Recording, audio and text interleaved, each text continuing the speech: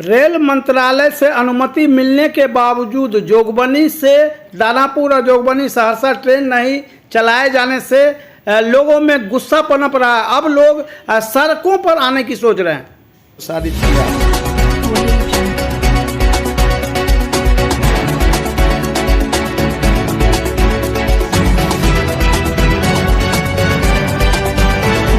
नमस्कार, सत से लवरेज में आपका स्वागत है। मैं हूं प्रदीप साहब। बात आज हो रही है जोगबनी सहरसा और जोगबनी दानापुर। जो रेलवे ने घोषणा किया समय सारणी तय है, लेकिन अभी तक चलाई नहीं जा रही है। तिथियों का इंतजार किया जा रहा है। लोग कहते हैं कर्नाटक चुनाव के बाद जब प्रधानमंत्री को समय मिलेगा तो हो सकता है कि 13 तारीख को काउंटिंग है, उसके बाद 20 मई तक ट्रेनें चलाई जा सकती है, जिसमें बथना विराटनगर जो दो देशों के महत्वपूर्ण रेल लाइन है उसका भी शुभारंभ होना है। इसके अलावा सहरसा से न्यू जलपाईगुड़ी भी एक ट्रेन का प्रस्ताव है। समय सारणी बनाई गई, तिथि का निर्धारण नहीं है। आइए चलिए जानते हैं कि आखिर सीमांचल में ट्रेनें विलंब क्यों हो रही है। बताइए भाई साहब, ये जो ट्रेनें विलंब हो रही है सीमांचल में, आपकी नज़रों में क्या है? देखिए, सरकार का इस क्षेत्र में फोकस नहीं है।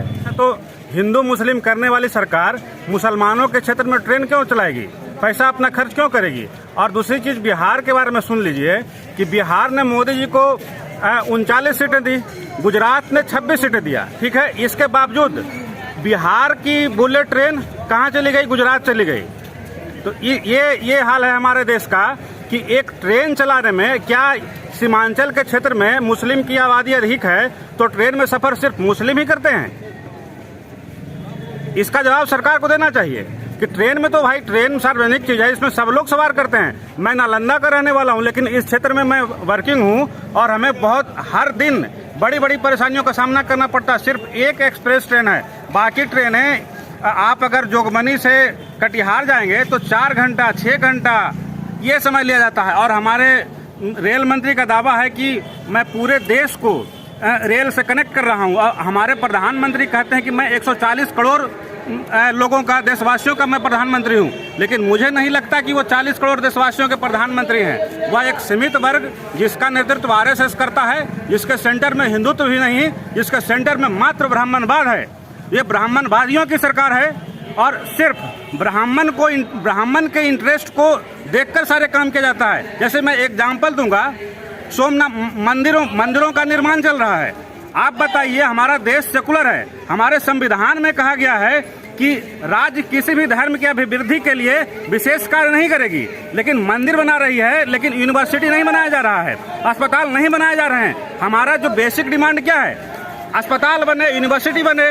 यूनिवर्सिटी बनेगी तो लोग पढ़ेंगे, तो लोग सवाल पूछेंगे। इसलिए मोदी जी कभी नहीं चाहेंगे कि यूनिवर्सिटी बने। स्वास्थ्य इसलिए नहीं चाहेंगे कि लोग स्वस्थ रहेंगे, तो उनके सभा में कौन जाएगा? आरएसएस का झंडा हिलाने कौन जाएगा?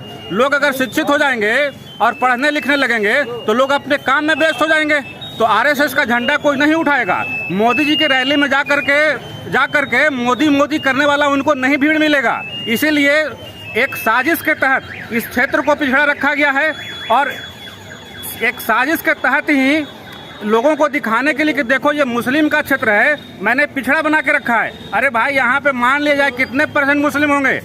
30% होंगे पूरे सीमांचल में मुस्लिम। 70% कौन है? तो 30% के साथ 70% को ही पीछा जा रहा है। आप ये न और अगर आप प्रधानमंत्री हैं तो प्रधानमंत्री तो सबका होता है, उसमें हिंदू और मुसलमान है, सिख और ईसाई कहाँ गया? और सच बात तो ये है कि आरएसएस हिंदुओं का भी संगठन नहीं है। जिसको हम पे केस करना है, केस दायर करो। आरएसएस ब्राह्मणवादी संस्था है और उसके सेंटर में ब्राह्मणवाद है। इसका एग्जाम्पल ये है कि आरएसएस का सारे सरसंघचालक ब्राह्मण है। क्या हिंदुत्व का मतलब सिर्फ ब्राह्मण से है? ब्राह्मण सिर्फ हिंदू है, बाकी लोग हिंदू नहीं है। एग्जाम्पल मैं देता हूँ, यादवों को कहते हैं कि यादव को हिंदू होना चाहिए। देश में 26 करोड़ यादव की आबादी है, एक भी कैबिनेट मंत्री यादव नहीं है। आप क्या हिंदुत्व की बात करते हैं? 15% हमारे देश में एससी की आबादी है, 7% एसटी की आबादी है। कितने मंत्री हैं इसके? नहीं। मंत्रिमंडल में क्या सिर्फ बनिया और ब्राह्मण राइसन करके हिंदू को मुस्लिम से मरवाया जाएगा, मुस्लिम को हिंदू से मरवाया जाएगा और सरकार बना लिया जाएगा। जब सरकार बन जाएगी तो मलाई खाएंगे कुछ चंद लोग जो आरएसएस के पिट्ठू हैं, जिसमें बनिया और ब्राह्मण है। मुझे कोई बोलने में आपत्ति नहीं है, जिसको केस दर्ज करना है करा दो। आपका शुभ नाम? हमारा नाम धर्मेंद्र यादव है। घर? हमारा नालंदा घर है।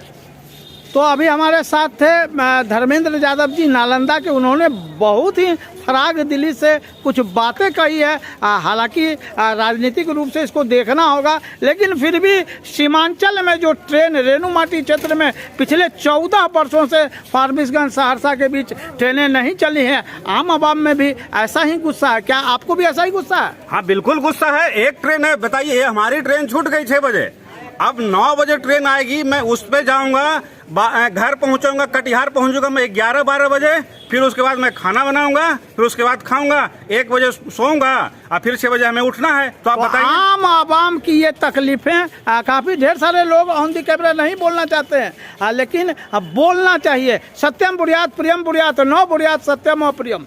देखिए, हमें आपने कहा तो हमें एक बात याद आया प्रेमचंद जी का।